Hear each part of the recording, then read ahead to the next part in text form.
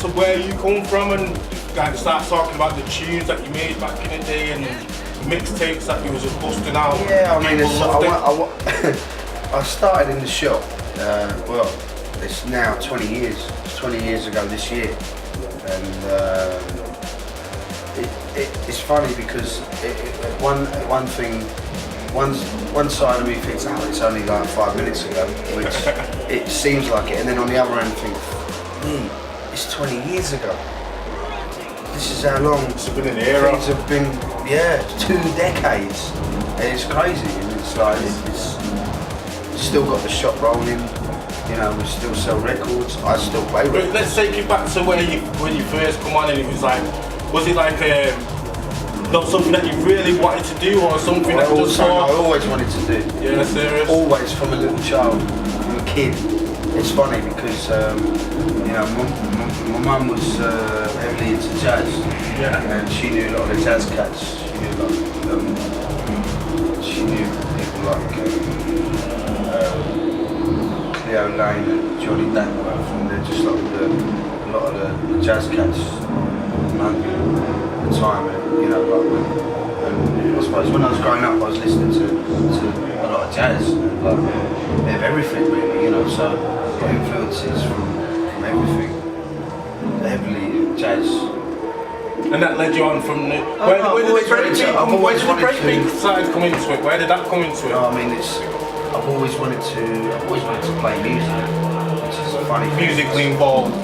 Yeah, just involved with music or something, and not realising it at an early age. You know, the breakbeat thing really to me is it's the British musical movement.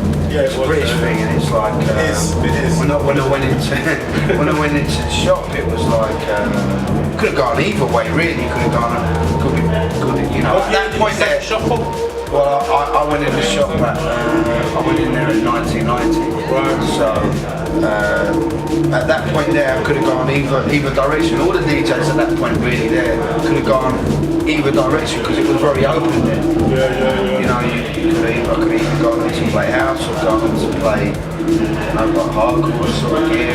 Even though obviously everything, you know, this scene is like at the early days, you know, everyone's playing hardcore breakbeat, as you would call it. You know, like early hardcore stuff. You know, and then obviously the rave things exploded then. Happy hardcore. Yeah, even before the happy hardcore thing, the rave thing. You know, early that Euro sound. Right. You know, and it was like could have gone either direction really. But obviously this is our music really. Drum and bass as a British breakbeat music.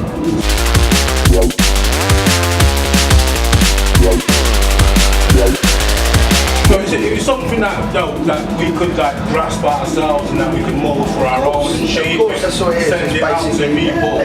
It's music by the people, for the people. For the people who were out there, and hence the illegal raves that was happening. All that the radio stations. You know, I was heavily every single week. I used to do a show on a station called Pulse FM. Right, okay. That was one of the leading hardcore stations at the time. We're talking about probably 92, early 92, and that was another explosion. You know, this is pre-jungle days. Yeah. You know, which led on to what's going on now. Really, you know, it's. But the thing that I loved about that era was like the 92. You had a lot of that blame going through music takes you, and that just took the whole. Yeah, it was an explosion. There was a whole. Loads of people. Yeah, really good. There was a real good vibe. Every tune was a banger. You know. It was a classic era. That's classic era. That's what you can call it. Definitely. You know, and it was in the making of what was going on now. So that's where the Nicky Blackmarket originates from, and where you thought to yourself, I need to be a part of that. So when did you set up your shop and thought to yourself, I could be more, I could bring something to that table? When did that strike you? I don't know. It's a growth. It's just a progression. The way I see it, a progression into what's going on now. This is our own music now, drum and bass jungle. this is our own thing that we created. And just, It must have struck you, but it must have, well, maybe in hindsight now, but it must have been a point where you thought I could bring something rather than, just listening to it and being a partaker of it. I can actually take something, bring something to it. And, yeah, I mean, obviously, obviously setting up shop and yeah, I mean, in those early days, that's probably it was all exciting. Everything was new. Everything, it's exploding. Yeah, and then of course you had the, you got the '94 jungle explosion, and that was like clang, clang, clang. You know what I mean? It's, that's it, nailed in there. That's it. We're here. Boom. That's really, that was the remark here. That was, really, that's basically. That's why jungle took on its yeah, own. of course. But I mean, the way I see it, music, it's a complete progression, and.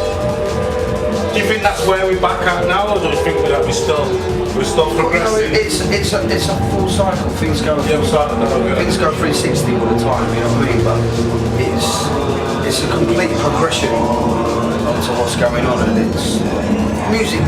Music goes quick. Music, you might have somebody. Yeah, people. Music goes very fast. But the thing is, people, they might not hear something. They might not be into the scene.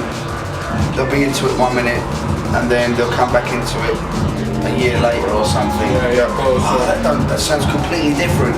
And then it's, it's like just like a child. When you look at a child, and then you don't see the kid for I'm grown. Oh, you grown? It's the same thing. It's progressive, complete progression. Yo, I got girls on my lap. I'm ready to spank it up. Where do you see drum and bass going in the future? Because I hear a lot of drum and bass these days, and it's kind of gone commercial side. And mention no names, you have to do none of that. But it's gone kind of commercial. Do you feel drum and bass has lost its way? Do you think it's going to go back? Definitely not.